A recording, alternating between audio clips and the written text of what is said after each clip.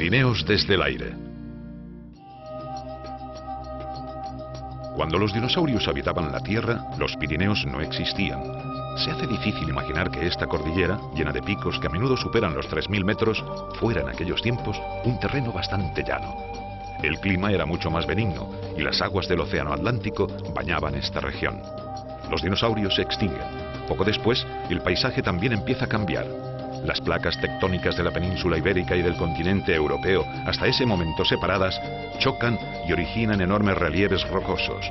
Están naciendo los Pirineos. Se inicia entonces un periodo de millones de años en el que la erosión irá moldeando muy lentamente la nueva cordillera. Pero la mitología ha concedido a los Pirineos un origen mucho más poético. Cuenta una leyenda que los Pirineos son la tumba que el gigante Hércules levantó para enterrar a su amada, la princesa Pirene.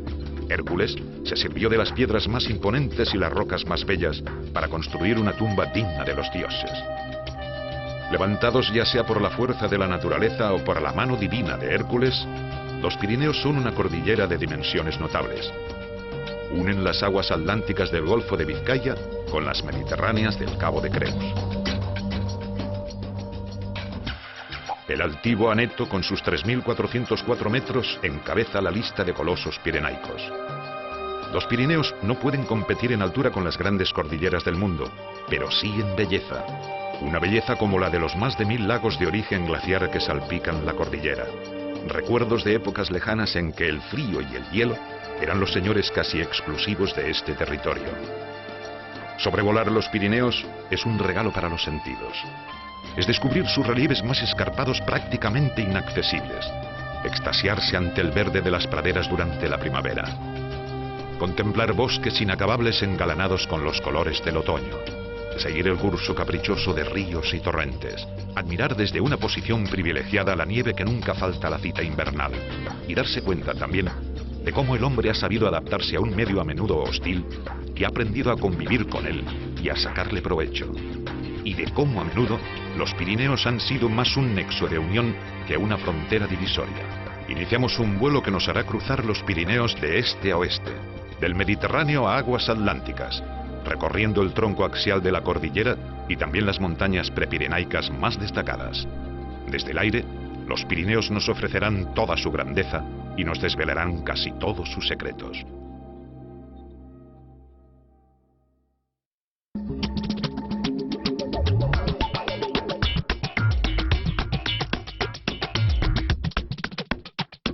El recorrido empieza en la Costa Roja francesa, al norte de la Sierra de la Albera, el último contrafuerte de los Pirineos antes de rendirse y sumergirse en el Mediterráneo.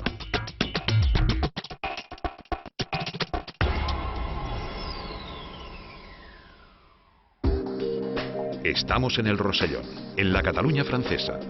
Este es un territorio habitado desde hace tiempos inmemoriales. El extremo más oriental de los Pirineos ha sido siempre un lugar de paso, punto de reunión entre pueblos y personas. En 1878 se construyó la primera línea ferroviaria que cruzaba los Pirineos. Hoy circulan por ella más de 15.000 trenes al año.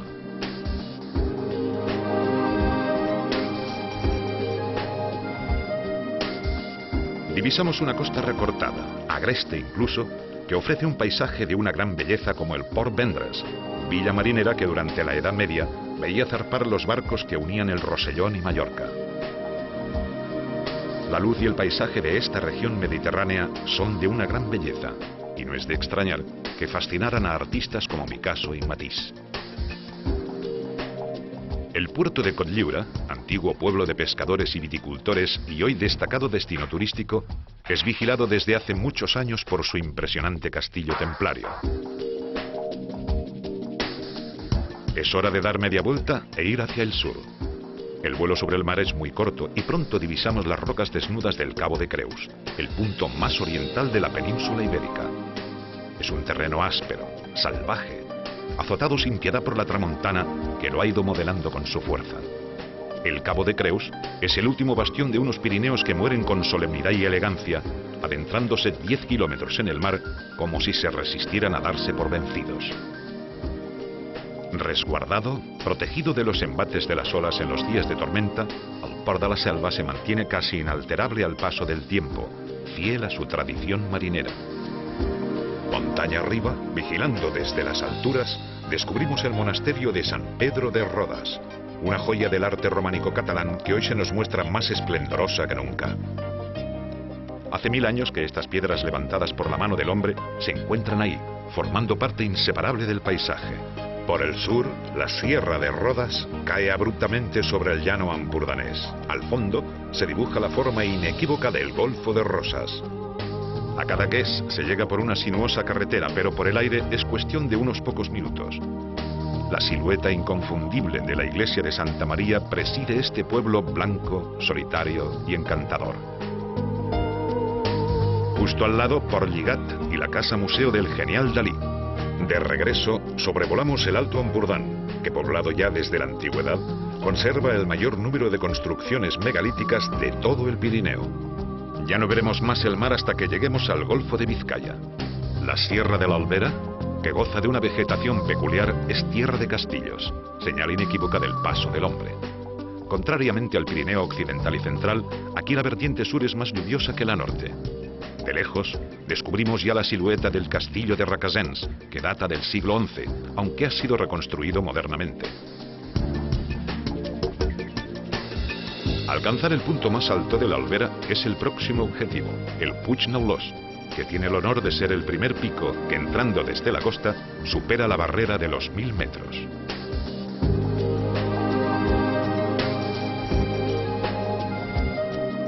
En la Sierra de la Albera se combinan zonas más secas de vegetación escasa con espesos bosques, que son un gran pulmón verde.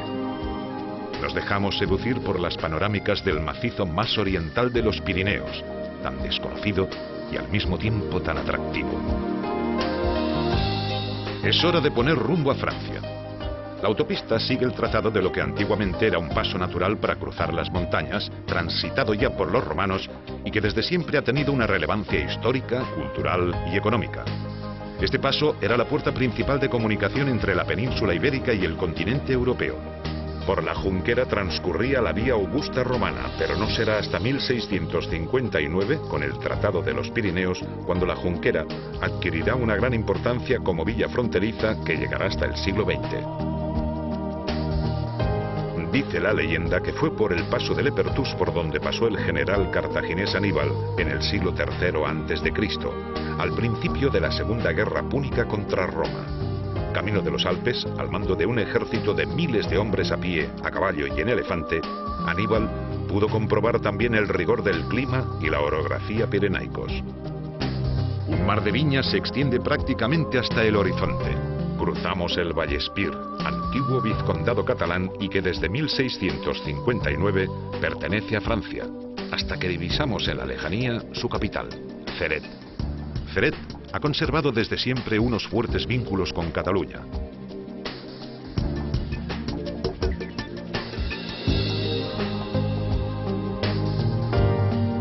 Esta población ha sido también punto de encuentro de muchos artistas claves del siglo XX, atraídos por el paisaje, la luz y los colores de la tierra.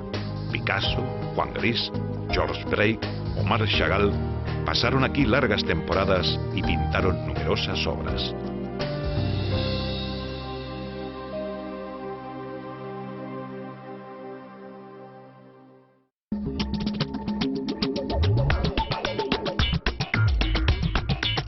Al sur del Pirineo axial nos adentramos en una zona particularmente hermosa, el Prepirineo catalán.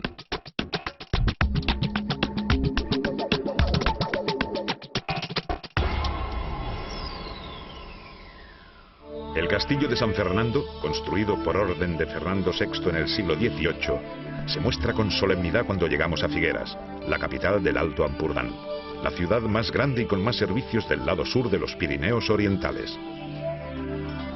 A medio camino entre la montaña y la Costa Brava, Figueras es un importante destino turístico. La ciudad está ligada a un nombre de fama mundial, Salvador Dalí. El Museo del Genio del Surrealismo, que recibe cada año más de 1 millón de visitantes, es un reclamo magnífico para situar la ciudad en un lugar destacado del mapa cultural de todo el mundo. Dejamos atrás el llano ampurdanés. Ante nosotros, muy pronto, se abrirá una zona esplendorosa del Prepirineo, la Garrocha. Besalú es su puerta de entrada. El puente románico es la joya de un conjunto medieval espectacular. La Judería, donde se encuentra la única casa de baños rituales judíos descubierta en la península ibérica, y las iglesias de San Pedro y San Vicente, son otros monumentos que nos recuerdan el pasado de esta población, una de las más importantes de la Cataluña medieval.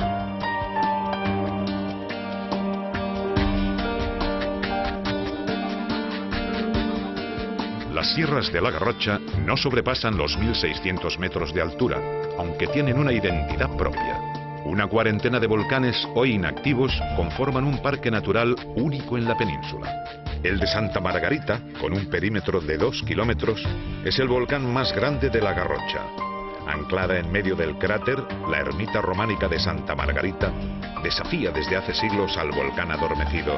En verano, en el Hayedo de Jordán, impresionante bosque de hayas, que el visitante descubre todos los colores.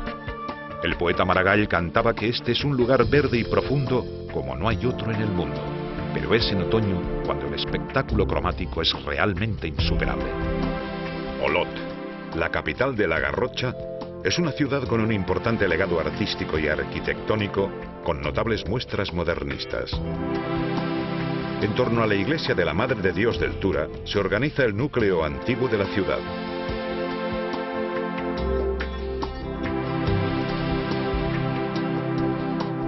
En el Museo Comarcal pueden verse cuadros de la llamada Escuela de Olot del siglo XIX, que supo pintar como nadie los paisajes de la Garrocha.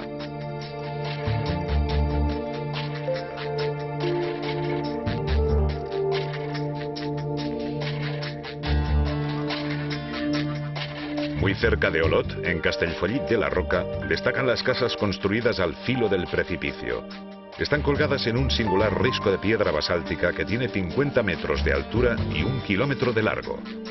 Un poco más al noreste, en lo alto de una peña, el santuario de la Madre de Dios del Monte desafía al vértigo. El poeta Jacinto Verdaguer, que pasó aquí una larga temporada en 1884, escribió que era el mirador más bonito del mundo. El clima húmedo de la Alta Garrocha propicia un paisaje muy boscoso, agreste, salpicado tan solo por masías aisladas y pequeñas ermitas románicas. Para regresar al Alto Ampurdán tenemos que dirigirnos a San Lorenzo de la Muga, un pequeño y delicioso pueblo amurallado. Muy cerca del pueblo se encuentra el pantano de Boadella. Abastece de energía eléctrica y agua potable y riega estas tierras desde la década de los 70 del siglo pasado. Se encuentra en el término municipal de Darnius, que vio cómo buena parte de sus tierras fueron engullidas por las aguas del pantano. El vuelo nos lleva ahora a Massanet de Cabrenys, uno de los pueblos más bonitos de la comarca, rodeado de montañas que casi no superan los 1000 metros. La iglesia románica de San Martín, construida entre los siglos XII y XIII, es seguramente el edificio más emblemático de este pequeño pueblo. Continuamos la ruta y enseguida cruzamos la línea inexistente que nos dice que ya estamos de nuevo en Francia.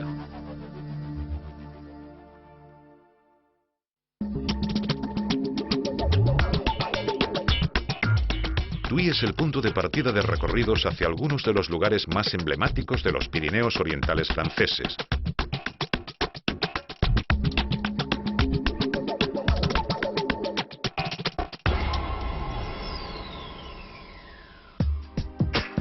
Tui, documentada ya en el siglo X, tiene una rica tradición económica, social y cultural. La iglesia de Nuestra Señora de la Victoria, con aspecto de catedral, es bastante reciente. Se edificó sobre los restos de la iglesia románica de San Pedro y se consagró en 1816. El 7 de noviembre de 1659, España y Francia firmaban el Tratado de los Pirineos. Según el acuerdo, pasaban a dominio francés el Rosellón, el Vallespí, el Conflent, el Capcir y el norte de la Cerdaña. Desde entonces, estos territorios han vivido totalmente integrados en Francia. Pero hoy, más de 300 años después de aquel tratado, en algunos lugares de la Cataluña francesa, todavía se puede oír hablar catalán, y sigue habiendo fuertes vínculos con la historia, la cultura y las tradiciones catalanas. A los pies del Canigó y en las orillas del río Tet encontramos la emblemática Prada de Conflent. Después de la Guerra Civil, acogió a muchos catalanes que marcharon al exilio, entre ellos Pompeu Fabra y Pau Casals. Desde 1950, aquí se celebra un festival de música que tiene un gran prestigio. Y desde 1968 es la sede de la Universidad Catalana de Verano. Muy cerca de Prada encontramos una de las joyas arquitectónicas más preciadas de todo el Pirineo, el monasterio benedictino de San Miguel de Cuixà.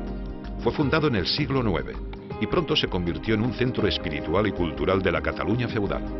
El monasterio se ha reconstruido en los últimos años, aunque buena parte del claustro se encuentra hoy en manos de coleccionistas privados.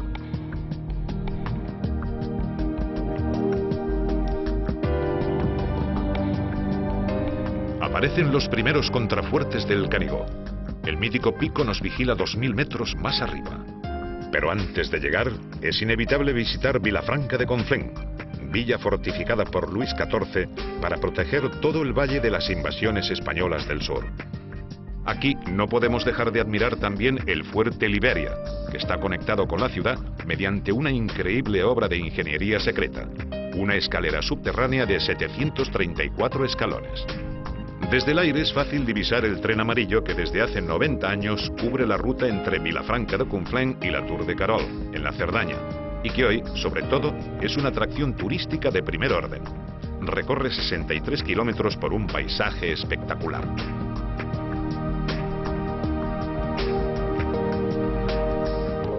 Hace 1000 años, estas montañas del Conflent formaban parte de los condados catalanes que pugnaban por su independencia del Reino de Francia.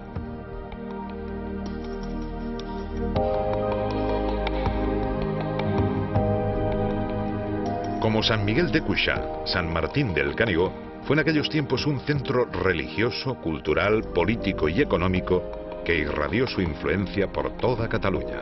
Fundado por el conde Bifredo de Cerdaña en el año 1007 en una zona que parece inaccesible, San Martín ha conocido etapas muy diferentes durante sus 10 siglos.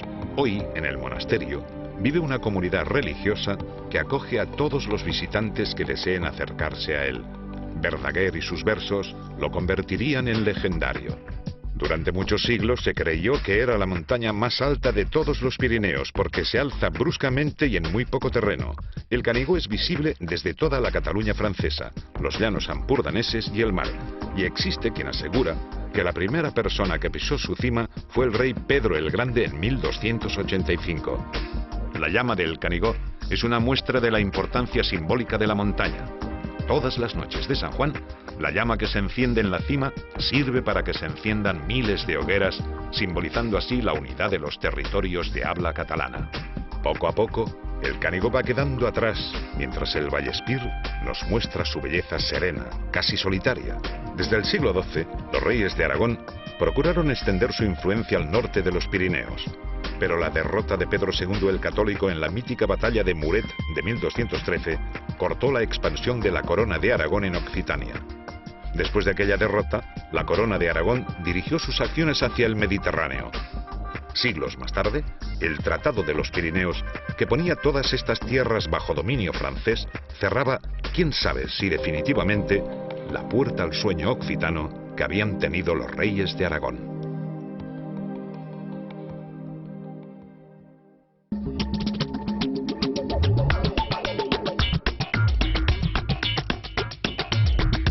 La ruta continúa por la vertiente francesa de los Pirineos orientales.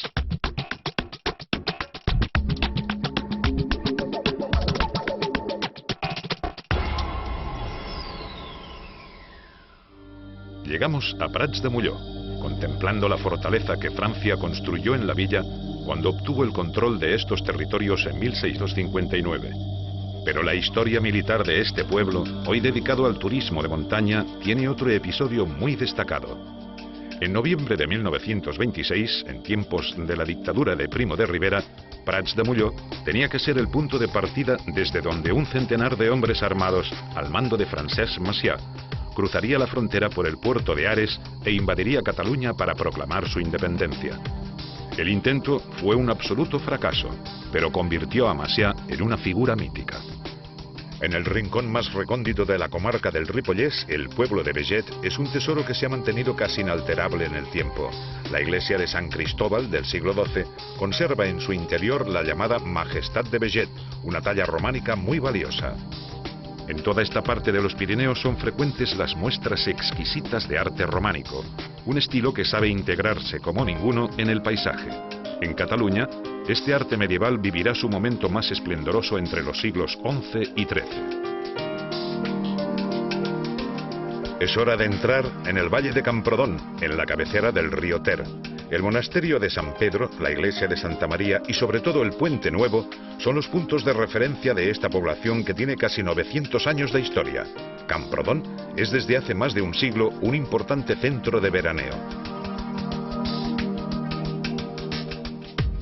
Nos encontramos en el corazón de los Pirineos de la provincia de Girona, sin duda una de las zonas pirenaicas preferidas por miles de excursionistas. Remontando el Ter se llega a Setcases, 7 casas en castellano.